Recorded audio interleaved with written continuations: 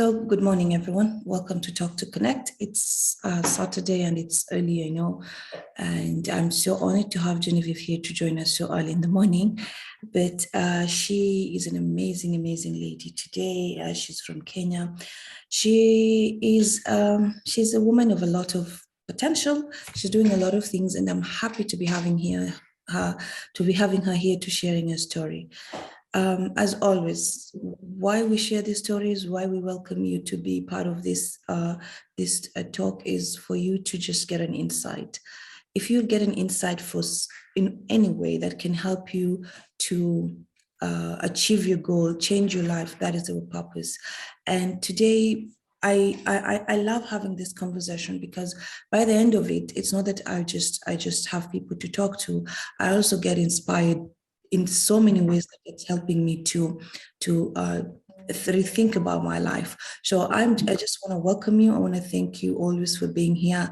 It is always an honor to have someone to inspire us. So Genevieve, I want to welcome you and I want to thank you so much for being here today. Thank you. I'm glad to be here. So Genevieve, I know you've told me you're doing a lot of things, and we're going to get into that. But for now, I'd want you to share your journey. I think for every success that we have, for everything that we do in life, there is a journey that we took that has brought you to this woman, for you to be a mother, to work, to have a job, to be a designer. I can see you're wearing a very beautiful necklace, which you're doing. So what is that journey that took you to where you are right now? Okay, thank you so much, Fatima. As you've heard, my name is Genevieve Awino from Kenya. I was born in a, let's say, middle income family, and life was good up until I think I was 9 years old, and that's when my dad passed away. So life really changed for us.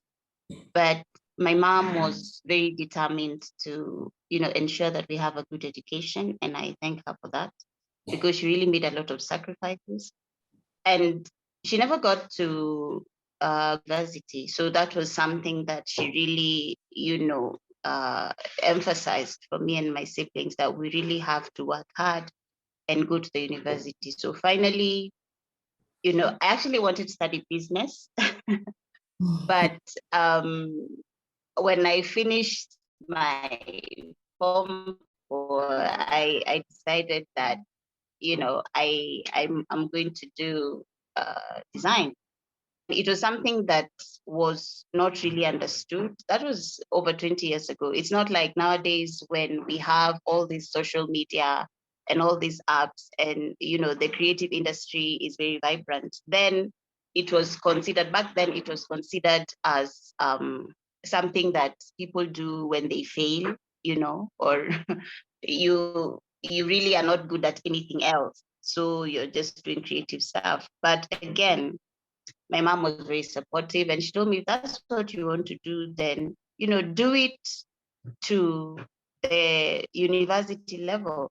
Don't just remain as a crafts person. Why can't you take it higher? So that's what I did. I studied design, and I began my career in media. I never thought I would work in media, but yes, I got an opportunity to do that.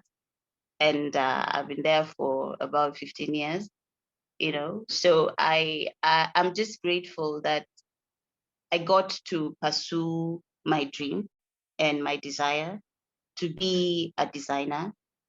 And no matter what the obstacles were, because it really took me time even to get employment. And people, in the area where we were staying, you go to the shop, you meet somebody and they're like, oh, you've not got a job, or not yet.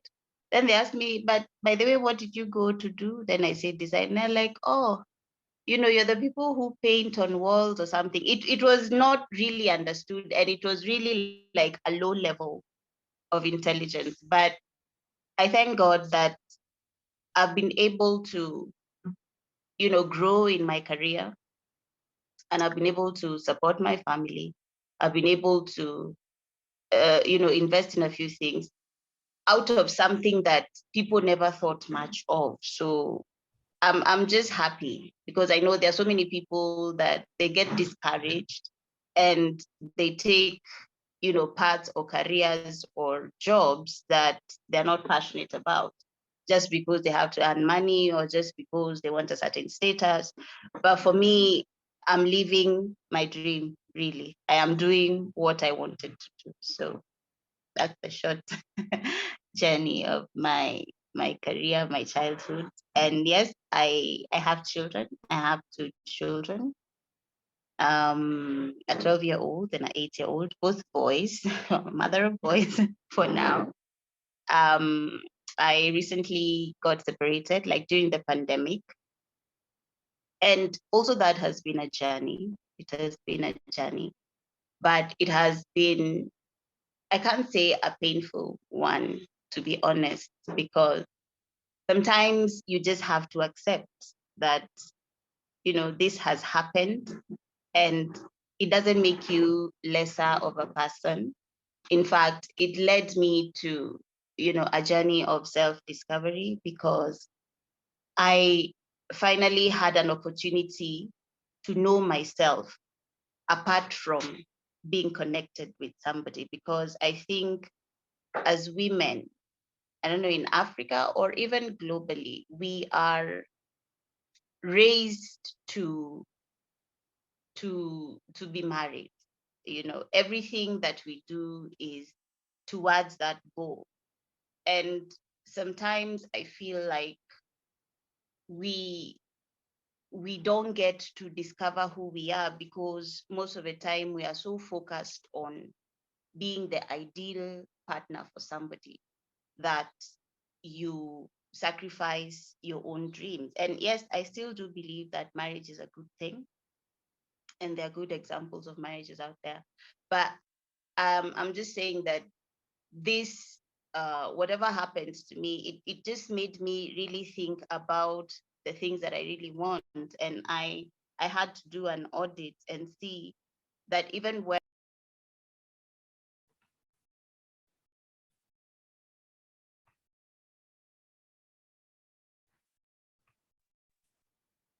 um, can you hear me? Yeah, I can hear you. Oh, It's oh, cutting a little bit. That's amazing. So, can you hear me? I feel like yes, I can.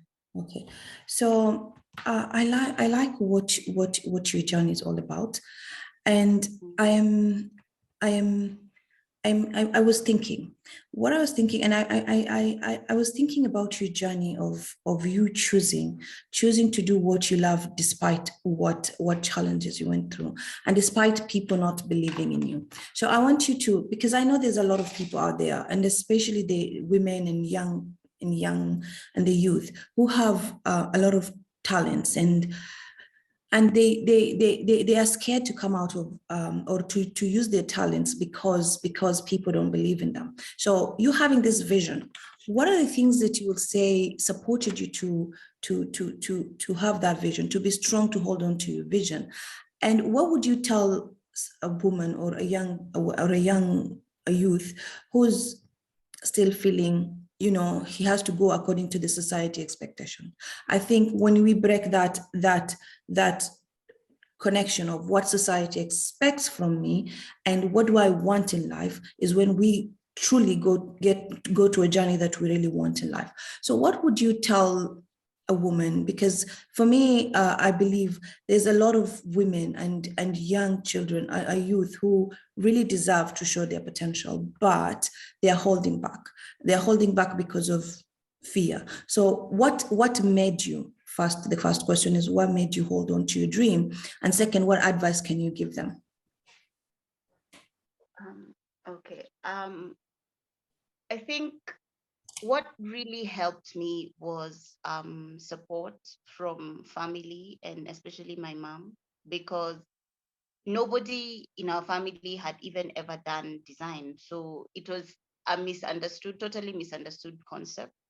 And I just thank God that I was not pushed, because you see, at the point when I was young, she was the one who was educating me and financing all these things. So if she said no, then that would have been it. You see, now I am able to say, this is what I want to do. So I would also just encourage parents to, listen to their children, because sometimes parents want to live their dreams through their children. Mhm. But I am one of the people who, got the opportunity to explore what I really wanted to do. So that helped me a lot. And also, I think, I'm saying, as I said before, when my father passed away, and life really changed for us. So I found myself constantly, like innovating stuff. I would see something that I couldn't afford, and my mind would get to work, and I'm like, how can I make this thing for myself? So just having that, constant desire to create made the dream so strong within me that it was hard to put it aside for something else. So I would also just encourage people out there. You see, this thing, it calls you. You some people say they have a calling for this, but me, I think design like called me. I was not the one pursuing it. I was not, it was pursuing me. When I wake up in the morning, I just see what I can do. I see new ideas. And I don't, say I don't have money to do this or whatever. I was always time I'll be able to do this. So don't feel limited by your situation, by your education, even by finances, because when you have an idea, you will need the money to do it.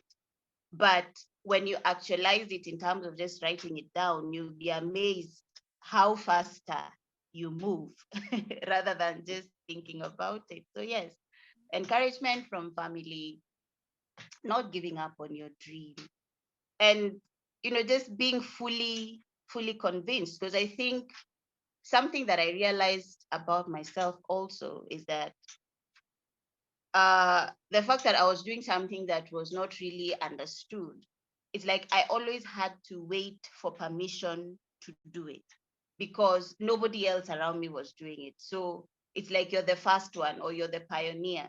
So there was a lot of hesitancy in my earlier years, something that when I look back now, I regret for hesitating. I was not very bold about it. Yes, I had the support, but I was not very bold because I did not see any examples around me. So it's like I was always waiting for permission to do it. But just do it. If you're wrong, you learn. If you're right, you grow from there. Yeah. That is amazing. I love that. I love the idea. Like I hear that, and a lot of people don't understand this, that when your why is strong, when you really know your why, your how will automatically find and Yeah. doing things that you love. Mhm. And for us, it takes a lot. It's a journey. I would say for me, it took me coming from Kenya, coming to Dubai, doing a lot of things for me to find my why. For some people, you just know, especially people who have talents, and you know that I'm good at art or my passion is this. It is always good to find your passion. And I love the fact that you said you need to put your goals down. I think a lot of people don't know the power of having a vision and having your goals as to where you want to go. Thank you for sharing that. So, Genevieve, I know as we are talking, and there are people who are really, who, especially me and you, we come from Kenya, and we know there's a lot of people who are struggling. They're struggling, let's say financially, they're struggling in a lot of things. And when we talk about our why, and we talk about our having understanding your why, it's like, oh Genevieve, you came from well, if you say for us you come from a middle class school, at least you could afford. But there's that part of you, that mindset. I just want to know that what kind of mindset were you having, so that just apart from having that why and believing, For me, everything is mindset. When your mindset is proper and you stand out to feel different from the community, you need to have this mindset. So what was that mindset that was really driving you? What are the things you would say that you were different from everybody else? Because that difference is what people don't understand.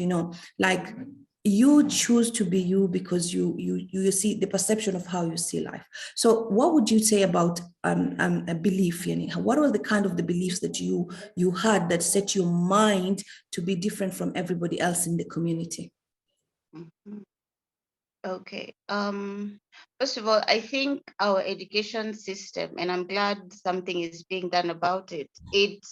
It really teaches people to think in a very lateral way, that you don't have your own thoughts, and it's like thinking is a disease. Your mind interprets thinking as a disease because you're always being told what to do and how to do it, and there's a lot of cramming and all that. But for me, as a creative person, I always felt somewhat of an outsider because I didn't really fit into the school system as such.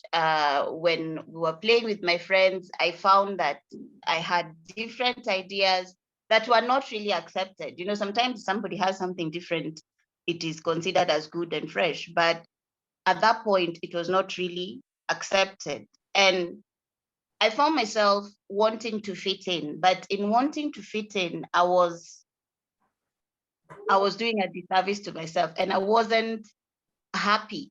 So I found an escape, in my thoughts, that I would just always want to be by myself from time to time and just think about the things that I really want. And I think for some people, that scares them.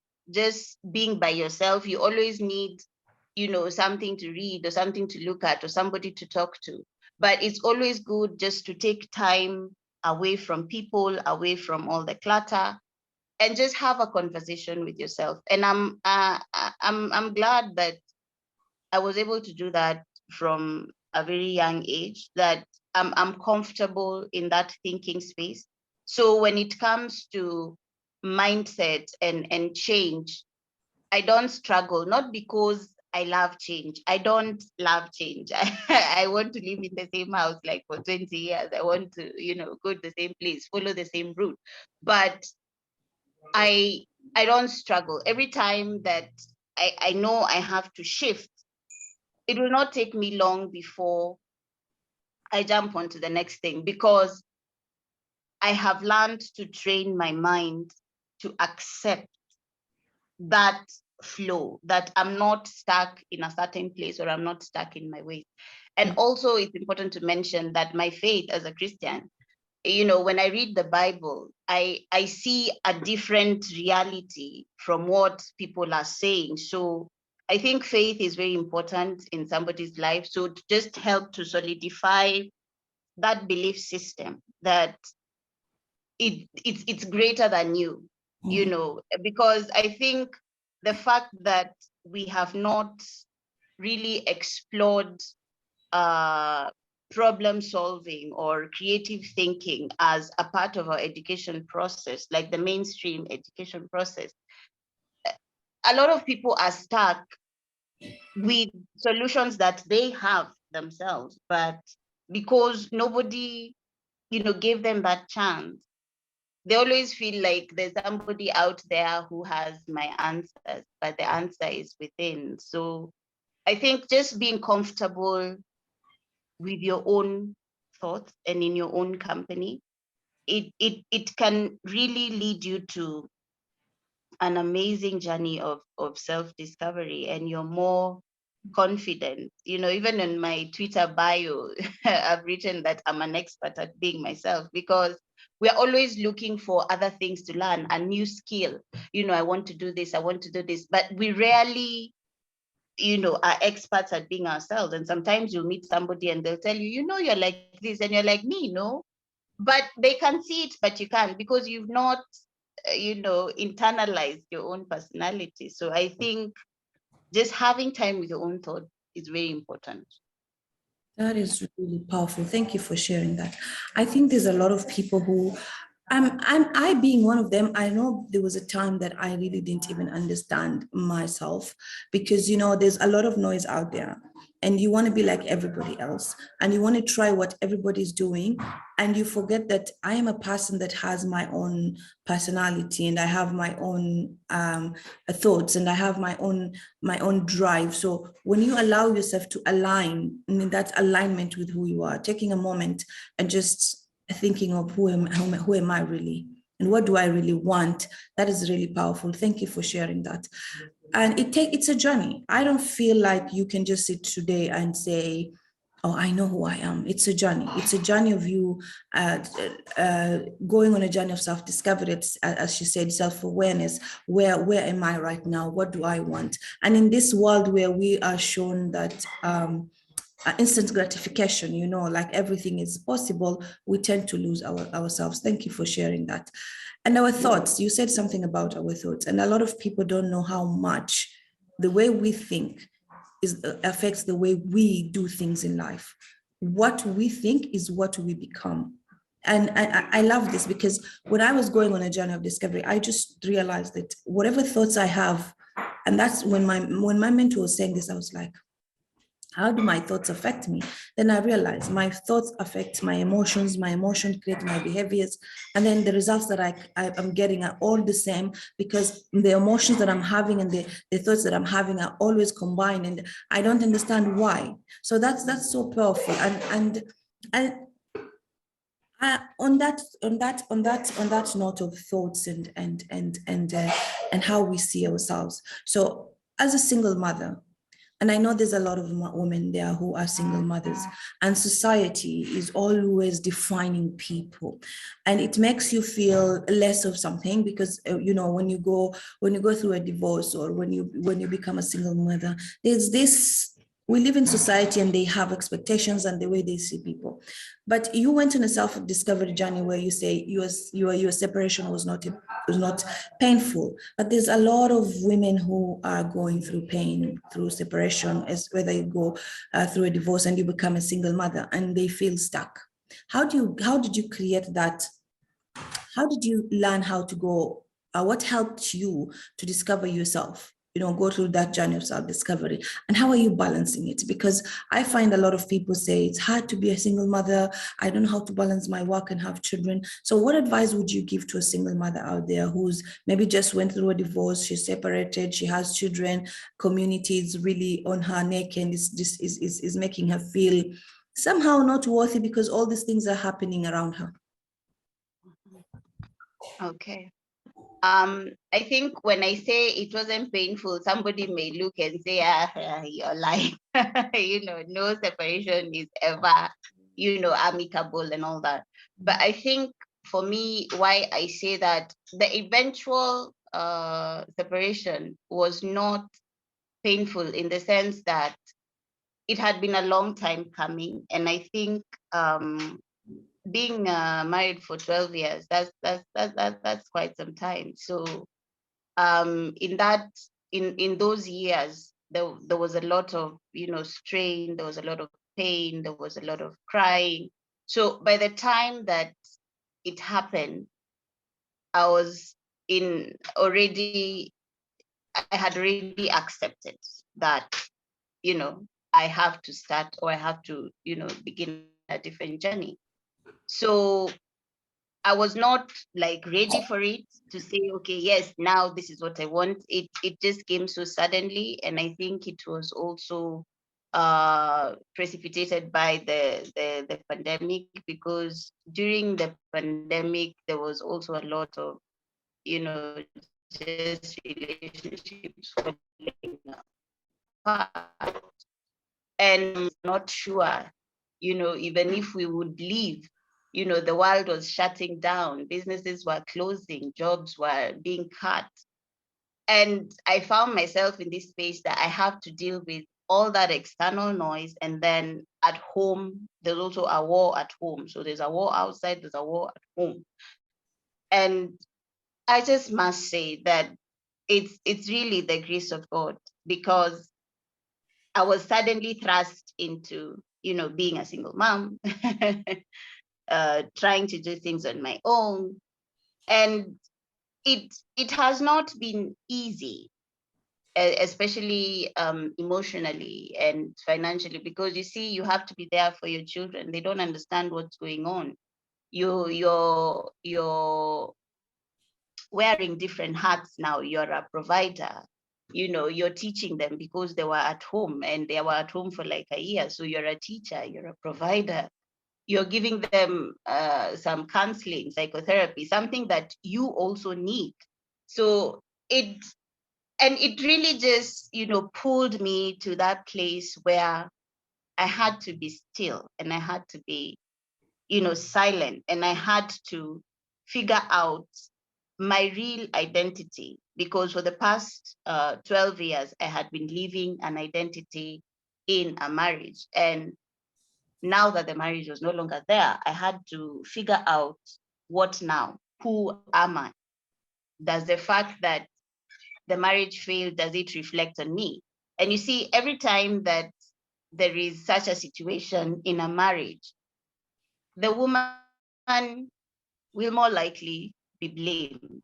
So, again, there was people saying all sorts of things, and they have no idea what happened, but they were, blaming me, criticizing me. So you also have to deal with that. But I think just having time for yourself, accept that I'm on it, you know, and it's not going to be easy, but with the help of God. And of course, family, my family, again, I'm just blessed to have a supportive family. I know this story is not the same for everybody, because sometimes when you're in a difficult, and you call, say, I need to come back home, you'll be told you're the one who went, stay there, make it work. But I'm just happy that my family was supportive of me, and they understood, and, they were ready. They were ready to receive me. So I would also just want to, appeal to parents that if your child is having a hard time in marriage, just listen to them, because you never really know. And if you tell somebody that, okay, I've been married for this long, and now we've separated, they'll ask you, some will ask you, why did you stay so long to leave? And others will ask you, why did you leave so soon? So and so has been married for 25 years and it was not easy. But I'm like, why should I, continue to have all that trauma or discomfort? Because I look at it this way. It's not about blaming the other person or blaming each other, but if you have two children and you're told, choose who lives and choose who dies, how do you make that choice? How do you make that choice?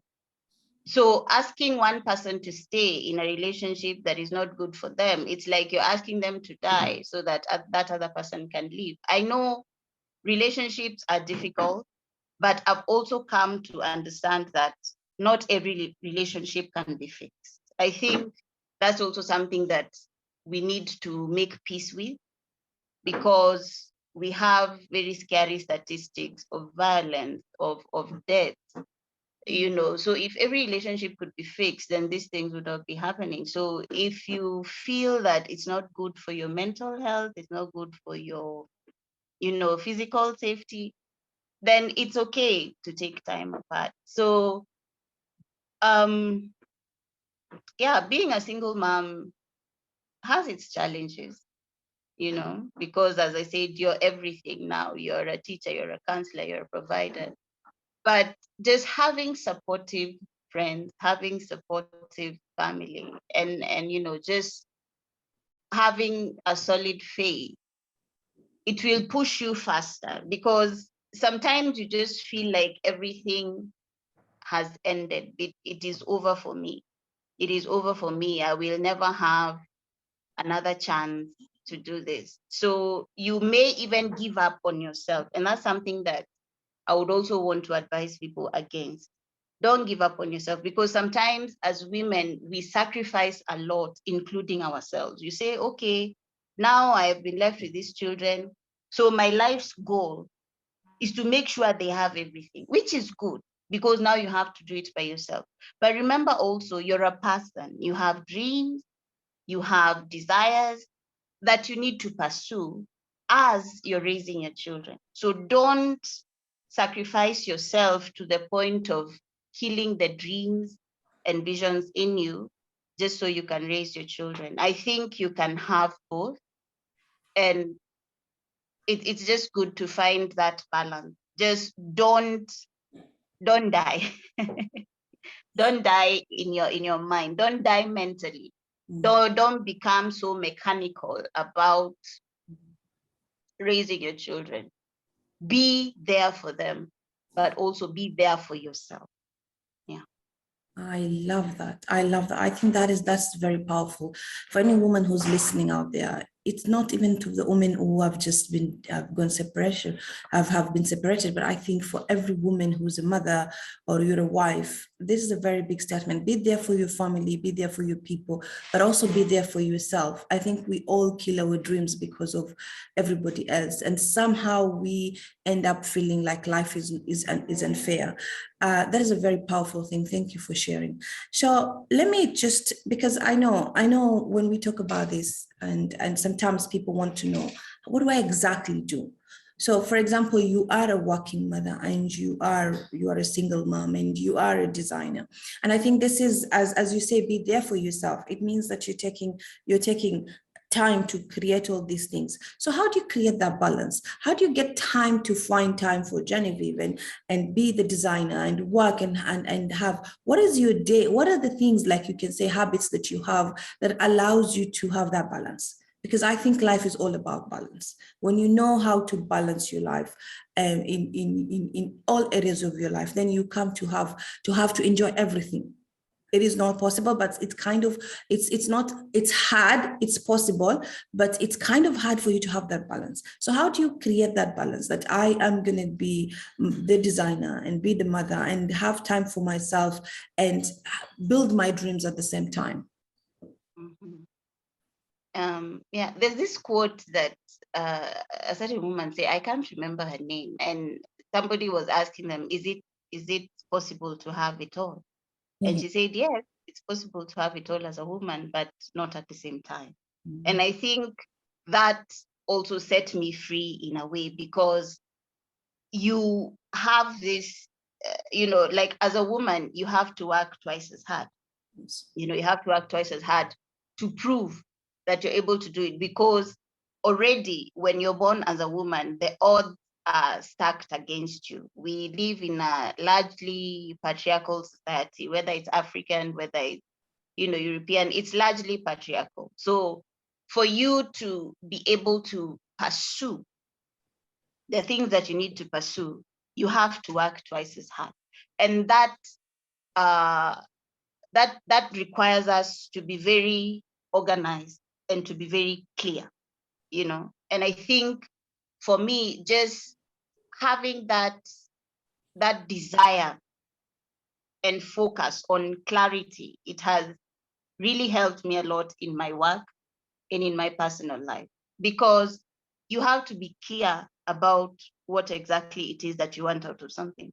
And I think when we lack clarity of purpose, we get involved in so many things and we feel stretched out, and we are not seeing the results of what we are doing because we were not clear on why we were doing it in the first place. You see, there are so many things to distract us, but I think just having that clarity is very important.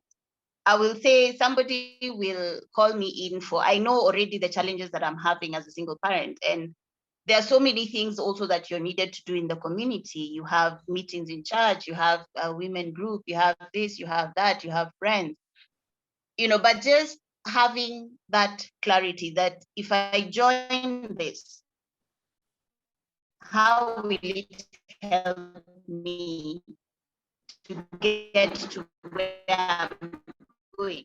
Remember, we said we engage in are not taking us away from where we want to go, but they are bringing us closer to what we want to do. again, technology.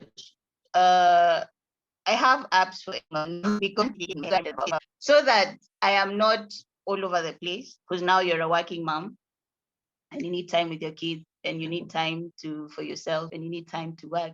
You need time to also be out with your family, community, things like that. So I think technology has also helped me just to streamline all these things that I have to do. And also, again, family and just having good people around you at work, having good people in your team, at home, having good people, so that they're able to do the things that you would want to do but can't do, so that other experiences are possible for you. Just getting a good house manager has also been something on my priority list, so that I am able to be at peace at work, not worrying what is happening at home. I know maybe there are some people who cannot afford to have somebody staying in at home. Maybe they have to leave their children at daycare or things like that. And I totally understand, because earlier in my career, I had a lot of problems, even with the house managers. Like, I remember there's a year that I had 6 of them. And also, I think I also had a bad mindset towards them. And I thank God that that has changed. I was like, it's my money, it's my house, I can hire, I can fire if you don't want to do it. But I think now you live with people having more understanding that this is not a servant master situation. This is, more of a collaboration. This is more of a mutual, I'm helping you, you're helping me. So that has just helped me to have peace at home, that I am able to work and I'm able to leave somebody in the house without, expecting fights or tension or something like that. So yes, having good people in your team, at home, at work, so that the environment is not toxic. Also, your support system, that's very, very important. So just having people who understand. Family is very important. Technology, if you can use technology as much as possible, just so you're not stretching yourself. This, you or how many people lack clarity on things that they have been doing for years. And if you ask them, why do you do this? Or why are you committed to this? Or why are you loyal to this? They're like, I don't know. So just be clear that whatever it is that you're doing, whatever it is that you're involved in, is taking you closer to what you want to do, because now you're on your own. You're on your own. So you don't have the luxury of experimenting. You have to be very certain that if I do this, it will give me this result that I want. Yeah. I love that. I love what you share. That's really powerful. I think clarity and purpose is very powerful. But what I love the most is you talking about having a team. And I think it's very important for you to know who's around me and how do they support me. And the idea that you've realized that you are whoever is working with you, whether it's at home or is at the office, these are the people who are going to support you to create that balance. That's very powerful. I think a lot of people miss that. You have somebody who's working for you in the house, taking care of your children, but as you said, it's like this is my house, and you're not collaborating with them. Collaboration is very powerful, and when you collaborate with the right people, as you said, that's really powerful. Then you talk about technology. So now technology is a good thing, and I know that I've learned a lot from technology, and but also technology is a very destructive thing. So when you talk about it, can you go a little bit deeper and say how did it really help you? Because I think technology is one thing that is putting us in that phase of thinking, my life is not complete because we see what people put on Instagram, and we say on Instagram and TikTok, and it's all these things that shows us that we are missing out on life.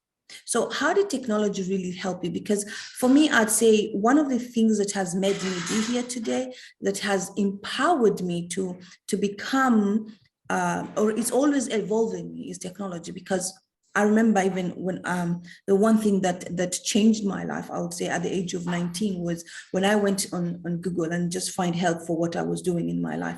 So how would you advise? Because I think a lot of us are lost in technology. As much as you're saying it's a good thing, most of us don't use technology to empower us. It's actually doesn't help us to have the clarity that we want. So how did it help you, and how can you advise someone to use technology in a way that can build them? I think for technology, the key is just having discipline, because you can even be using technology for a good thing for your business or whatever. But if you're always there, you are indisciplined in terms of the time that you spend using your gadgets or being online, then it nullifies all the good things that can come out of that. So for me, I use technology in a very simple way. Of course, being on the major platform, social media platforms, Facebook, Instagram, Twitter, rarely. You know, sometimes you just have to find your thing. I downloaded TikTok for a week and I just didn't have the energy for it. So I uninstalled it. So just also limiting your focus, unless perhaps that's where you're generating income from. I think you just have to choose which platform works for you best. Others, you can be there just, for the sake of appearances, but not really active. So being disciplined in terms of our use in social media, discipline is the key, because I don't think we can go back to not having any of these influences in our lives, but we can discipline and have boundaries as to how we are interacting and as to even what we share and what we don't share. Because I think uh, even in my situation, what happened to me in the marriage, I have not, gone to social media to rant or, to give veiled messages or to use it as an outlet. And maybe for some people, that's all they have, and somebody out there needs to listen. But also just having boundaries as to what you share and what you don't share. So just having the discipline and having boundaries. My phone, I use it for communication, of course. I use it for my business. As I said, I do jewelry. So, and you see, what I do is very visual. Yeah. So you will need to have very good photos. You will need to, have a very good display and presentation. So I think it helps that I'm a designer. So I don't have to get help from somebody else. So in the morning, if I have an idea that I want to make a necklace, I will go into town, buy my beads, come back, make the necklace, take my phone, use it, upload it to my social media. So I am I am sufficient in within myself without having to incur other expenses to, professional photography or things like that. So technology has helped me in that way. Also, in terms of the household, I think I have an app for shopping. It just helps me to know this is my shopping list, this is my budget. So every time that I'm making the shopping list for the month, it's on the app, and I get to see this is what's there, this is what's not there. So when I go to the supermarket, if I go beyond what I'm supposed to spend, it starts beeping. So I'm not,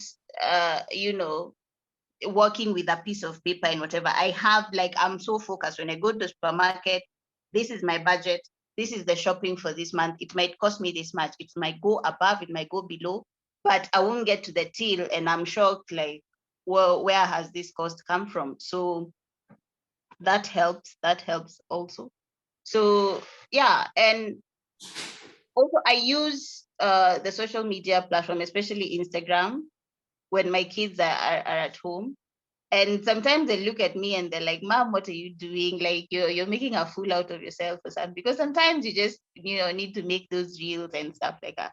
But I tell them, you know what, guys, the reason why I'm doing this when you're watching is that so that you can understand that social media is not real.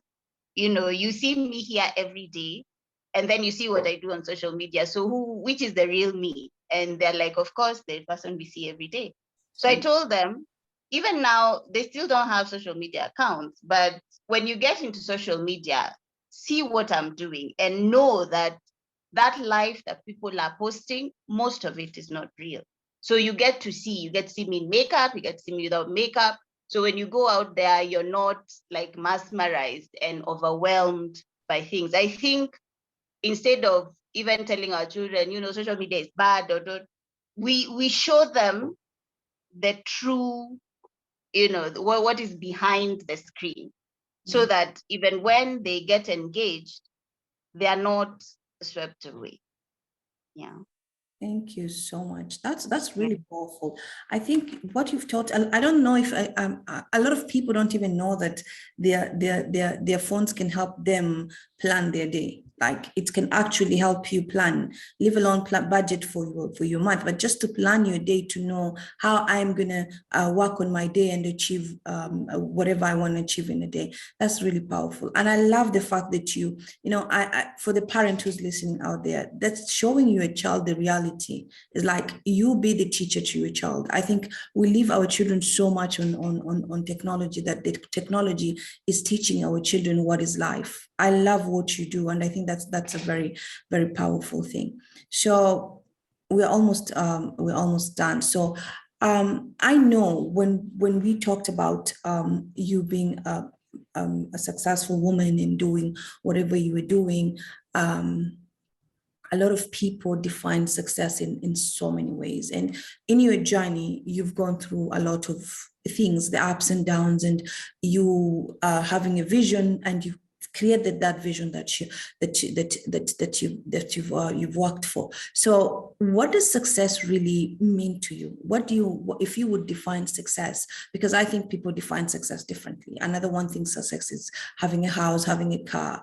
I believe success is me doing what I love and being me, allowing myself to live the fullest in my life, doing what I love and expressing myself to the fullest. So what does success mean to you? Okay. For me, success means progress, Mhm. because there's always more. There's always something else, a higher goal. So for me, success means progress, number one. And number two, it means contentment. Because I think also we really harass ourselves because of the progress and seeming success of other people, that now we use those people to gauge ourselves. And you're like, we finished school with this person, they're here, I'm still here. So what is uh, making me pursue that success or that form of success is competition. So I'm not content with where I am, and I am not really making progress as much as I would want to do, because I don't know what that person did to get to where they are. Their story may inspire me, but our journeys are different. Mhm. So as long as you're making progress, that you wake up in the morning and you're like, thank God for another day. I Mhm. may not be where I want to be, but I'm not where I used to be. Mhm. I'm making progress. I may not see a physical, tangible, change, but my mind is changing. I'm thinking different. I'm seeing things differently. And it's only a matter of time before what I see becomes a reality. So yes, success is not really a destination. It's progressive. And I'm not saying that to say that it's endless and we'll constantly be in this endless pursuit of something that we don't understand. That I'm content that at this point in time, this was the vision that I cast. I am not there yet, but I've made tremendous progress. So I'm content with my progress. I'm content with my journey and my experiences, and I am progressing nonetheless day by day. So that's how I would define it. That's really powerful. Thank you for sharing that. I listened to Jim Rohn when he was Mm. talking, and he said something. He said, it's not what you're doing, it's who you're becoming. And that just became my mantra for me, because I realized whatever I am becoming is what makes my success. And to be content, you just have to understand that you're becoming something, and accepting. That's what I love about what you say. Yeah. Accepting and having gratitude to where you are right now, and appreciating the things. That's really powerful. So before we close, I want you just to define yourself in one sentence. Who is Genevieve in one sentence? Okay, now you put me on the spot. Oh my goodness. What can I say about myself? Oh, in one sentence, not one word. One sentence. In one sentence, whatever. In one sentence, in one word.